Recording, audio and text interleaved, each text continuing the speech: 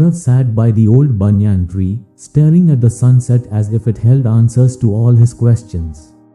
The orange sky reminded him of the days when love was simple, when silence spoke louder than words, and every smile from Meera felt like a promise. They met 3 years ago in a library, both reaching for the same book. Arav had looked at her, his hand stopping midway. Meera smiled, shy yet warm, and said, "You take it first." That was how it started, 2 strangers, 1 book, and a shared silence that felt like home. Over the months, they spent hours together, not talking much but understanding everything. Arav would sit beside Meera while she sketched, and she would patiently listen while he read aloud his favorite poems. Their love was soft, quiet, and unspoken, yet so strong that even words felt unnecessary. "True love never shouts," Arav would say. "It just stays." Meera would nod, her eyes reflecting the same belief. The first crack. But love is fragile, and doubt is poison. It started small, a text message Meera didn't reply to, a phone call she missed. Arav noticed she had started going out with her colleagues more often. She laughed at her phone, and he didn't know why. One evening, as they sat under the banyan tree, Arav asked casually, "Who were you talking to for so long today?" Meera smiled, tucking her hair behind her ear. "Just Rishi from the office. We're working on a project together." Rishi. Arav had heard that name too often lately. "You seem close to him," Arav said, his voice soft but laced with something unfamiliar, doubt. Meera looked at him, confused. "He's just a friend, Arav. Friends don't call this much," he muttered. Meera's smile faded. She looked away, hurt flickering in her eyes. But she didn't argue.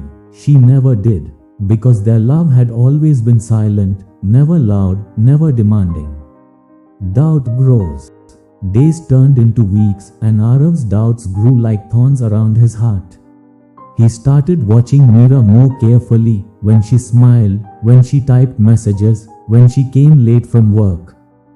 One night, he called her. "Why didn't you pick up earlier?" he asked, trying to sound calm. "I was in a meeting," Meera replied, her voice tired. With Rishi, there was silence on the line. "Arav," she whispered, pain in her voice. "You never doubted me before." "People change," he said bitterly, and the moment the words left his mouth, he hated himself. Meera didn't argue, but her silence felt different now, not peaceful, but heavy, wounded. The breaking point. A month later, they met at the banyan tree again. Meera stood there, her eyes red, her hands trembling slightly. "Arav," she said softly, "I can't do this anymore." His heart sank. "Do what?" "This, Oz. You look at me like I'm a stranger now. You don't trust me. Every time I smile, you wonder who it's for. Every time I'm late, you imagine things that aren't true." Arav's chest tightened. "I love you, Meera." Tears rolled down her cheeks. Love without trust isn't love, Arav. Doubt destroys everything it touches. He wanted to shout, to hold her, to beg her to stay. But true love never shouts. It just breaks quietly. Meera took a step back, whispering, "I hope you find peace, Arav." And she walked away, leaving him under the banyan tree, his heart shattering in silence. The realization. Days passed. Arav kept replaying their moments together, the quiet evenings, the shared laughter. The way Meera's eyes sparkled when she looked at him. He realized how his doubts had slowly crushed what they had built together. One evening, he sat under the same banyan tree, staring at the sunset. It felt lonelier now. He whispered to the fading light, "You were right, Meera. True love never shouts. It trusts, it waits, and I destroyed it."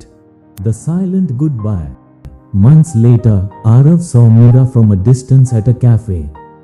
She was laughing with friends, her smile brighter than he remembered. She looked happy, free. Their eyes met for a brief second. She didn't smile, but she didn't look angry either. Just peaceful. Arav smiled faintly, a tear escaping his eye. Sometimes love doesn't end with fights or loud goodbyes. Sometimes it just fades quietly, leaving behind memories and lessons. As he walked away, he whispered to himself, "If I ever love again, I'll remember, trust is the only language true love speaks." And with that, the chapter closed silently, just like their love story.